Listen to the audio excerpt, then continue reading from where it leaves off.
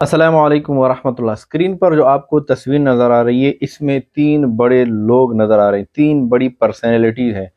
एक मौलाना तारिक जमील साहब हैं और साथ में पीर जुल्फ़कार अहमद नक्शबंदी हैं, और नीचे जो बैठे हुए हैं वो मुफ्ती अनस हैं जो कि इंडिया के अंदर रहते हैं। और ये साहब जो हैं मुफ्ती अनस साहब, इनकी अहलिया हैं सना खान, जो कि इंडिया के शोबिस से पहले ही वाबस्ता थी। बाद में उन्होंने तौबा की, शोबिस को, दुनिया को छोड़कर अल्लाह उसके रसूल के बताए हुए तरीके के मुताबिक वो ज़िंदगी गुजारने लगी। और उसके बाद उन्होंने मुफ्ती अनस साहब से उन्होंने फिर शादी कर ली।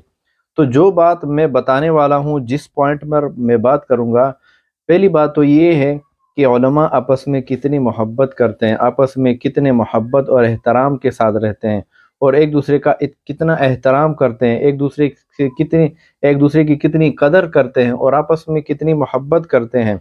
और पीर जुल्फ़कार साहब को देखें कि वो जो है बैठे हुए हैं, और साथ में मौलाना तारिक जमील साहब कितने अदब से बैठे हुए हैं, और साथ में सबसे नीचे जो बैठे हुए हैं वो मुफ्ती अनस साहब हैं। तो दूसरी पॉइंट की बात यह है कि लोग कहते हैं ना कि मौलवी बनोगे तो तुम क्या करोगे, मौलवी बनोगे तो कोई इज़्ज़त नहीं मिलेगी, कोई पैसा नहीं होगा, दौलत नहीं होगी, शोहरत नहीं होगी, एक दूसरे के जो है मोहताज रहोगे, मौलवी की तनख्वाह भी कम होती है, मस्जिद की इमामत होगी और कारी बनोगे, सिर्फ बच्चों को पढ़ाओगे, बस इतनी सी आपकी इज़्ज़त होगी और थोड़ी बहुत आपकी सैलरी होगी, तनख्वाह होगी। तो देखें, पीर जुल्फ़कार अहमद नक्शबंदी हैं, दामत बरकातुहुल आलिया, अल्लाह ताला उनकी उम्र को दराज करे, अल्लाह ताला उनकी इल्म और अमल में बरकत अता फरमाए।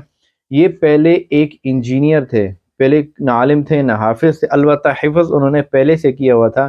सिर्फ़ और सिर्फ वो हाफिज़ थे और इंजीनियर भी थे। उनके कौल के मुताबिक, पीर साहब के कौल के मुताबिक, वो फरमाते हैं अपने बयान में कि मैं दिन में 1 लाख रुपया कमाता था। 20-25-30 साल पहले की बात वो बताते हैं कि मैं एक दिन में 1 लाख रुपया कमाया करता था। तो फिर उन्होंने दुनिया की ज़िंदगी को छोड़कर अल्लाह और उसके रसूल के मुताबिक ज़िंदगी गुजारने लगे। एक अल्लाह वाले से उन्होंने बैत की, और उस बैत के नतीजे में उन्होंने दुनिया को ठोकर दी।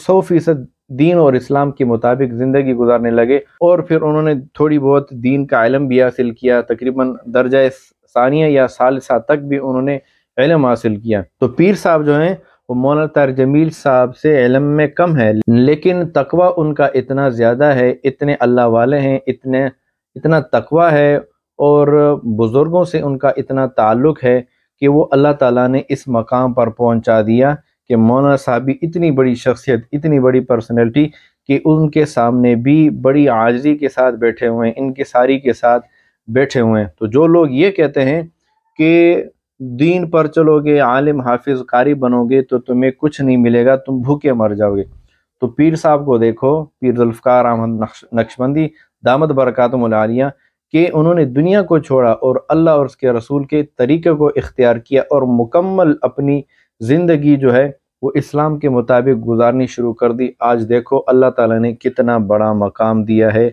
अल्लाह ताला ने कितना बड़ा मर्तबा दिया है कि बड़े बड़े लोग भी उनके सामने आजिज़ी और इनकिसारी के साथ बैठते हैं। तो जो अल्लाह और उसके रसूल का तरीक़ा इख्तियार करता है, अल्लाह ताला दुनिया उसकी कदमों में डाल देते हैं।